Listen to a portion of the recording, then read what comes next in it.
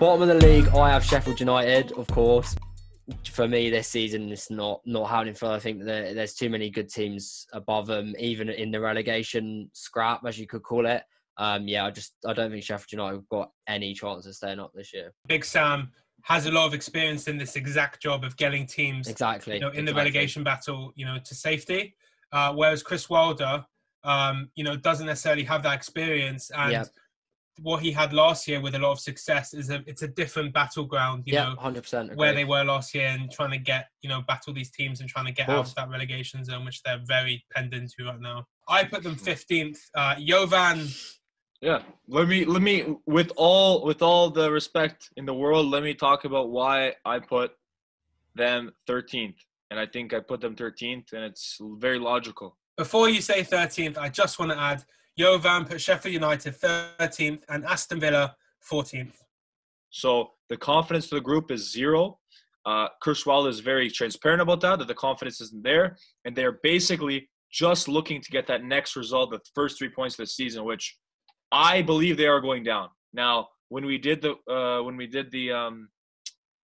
predictions, I put them 13th because I thought they were having a bad start to the season, bad first 7-8 games. Not now, for sure.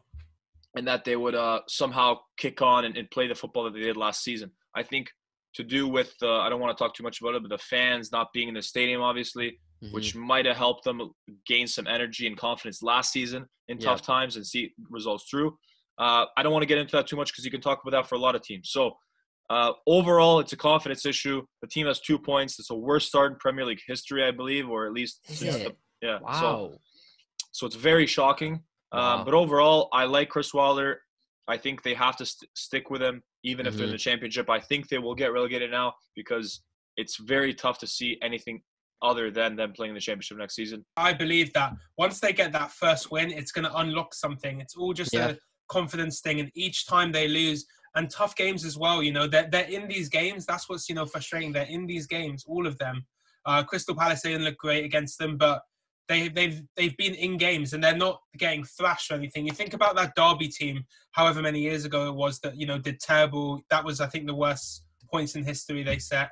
They were rubbish from the start. Whereas you look at Sheffield United, they're not a bad side. They're just not getting the results, and it's a confidence thing. They need to invest in goal scorers. They don't have goal scorers. When you think about McBurney being one of your top strikers, it's just not good enough. So you really need to add some goal scoring ability in January window if you're going to have a chance to stay up. I actually have Burnley 19th. Burnley. I have Burnley sat 19th. Yes, boys, I do.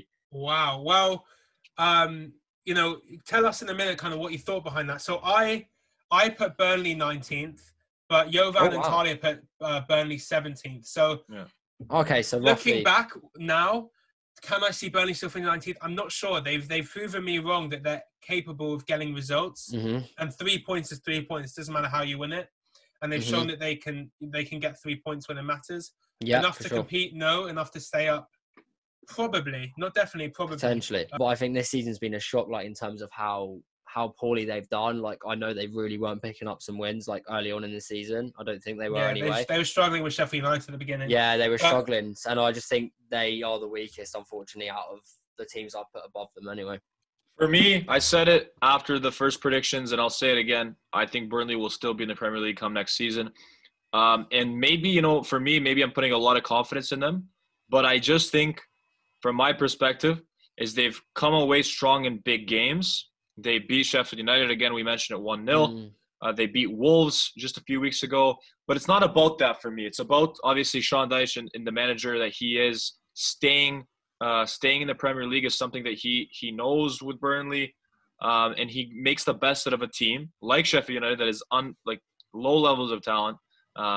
Obviously, that typical English style of English worker style of play. Yep. And I can see them staying up. And I think it's because there's going to be teams that are worse than them over the course.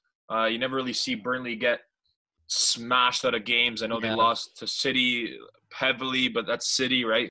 They could have beat Chelsea 5-6-0. So the point being is I think they'll just stay up, and it's a lot to do with the manager. My final relegation team is West Brom Albion.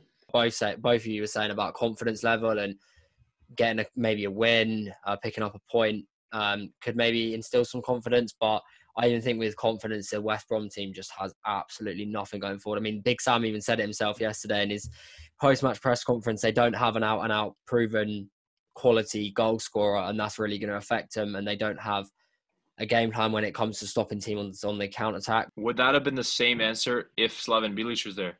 Because by no means Slaven Bilic wasn't taking the team to amazing heights. Right. That's why he got sacked. But since Allardyce has come in, you've seen 3 games where they've played Allardyce-like football. Everyone behind the ball, super defensive, great. That's the boss. It is what it is. Yeah. They've conceded 10 goals in 3 games. And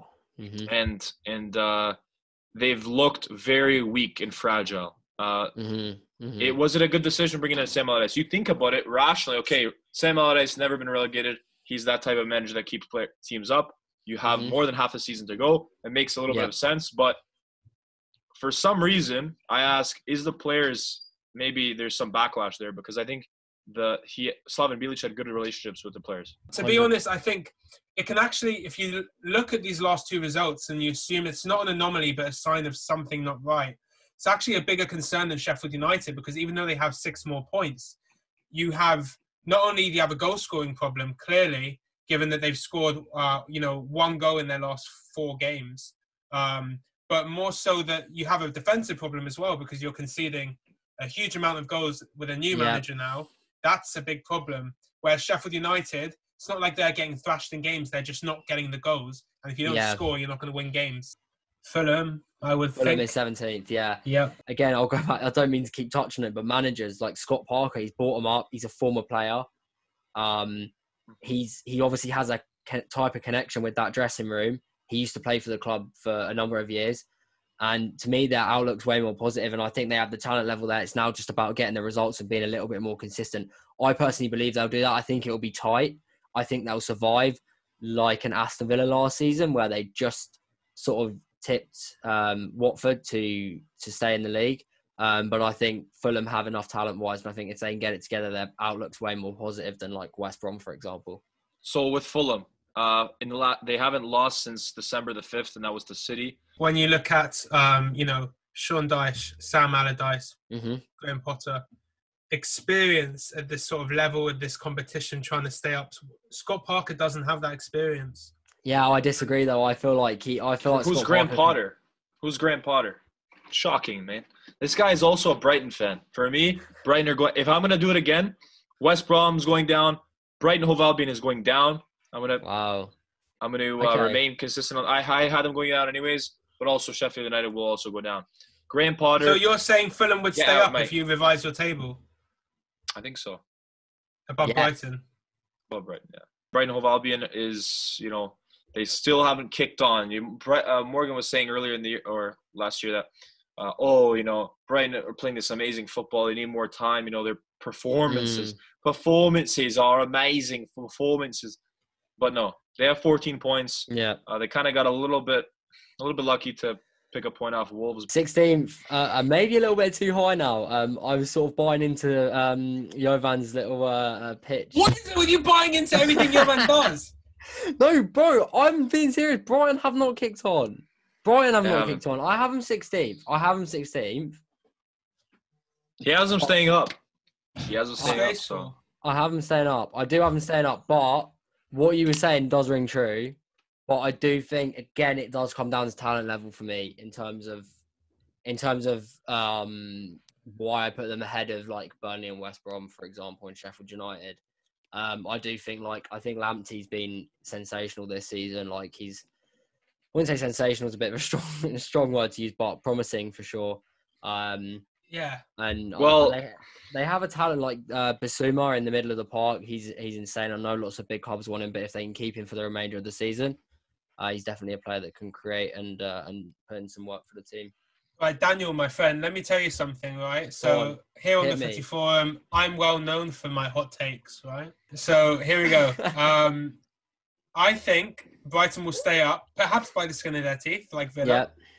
Yep. But if they can hang on to their players and make the right signings, as Villa did this summer, Brighton will be the next Villa next year. No, Brighton will be a strong mid-table team this No. season. Oh, Jesus, man. No.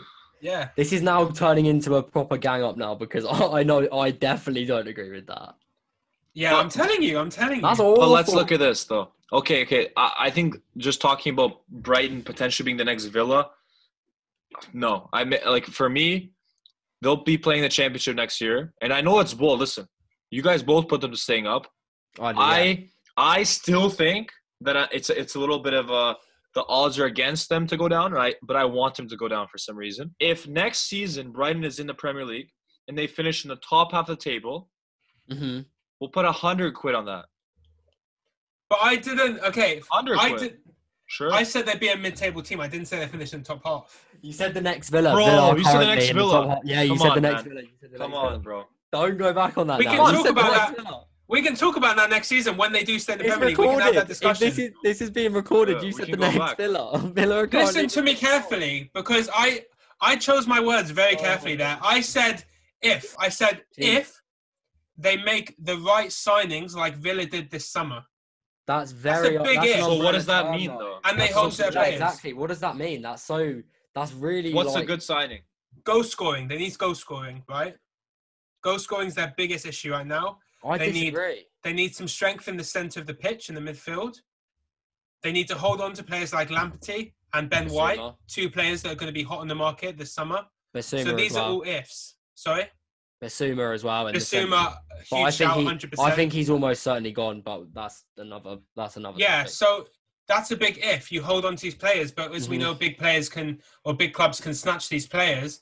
But if they can commit the players like like Lamptey, as I said, Basuma, if they can get these players to commit to the club, like Jack Grealish has done in Villa, like Crystal Palace has done in Zaha, they can get these players to stay on and commit. They can do exactly as I said.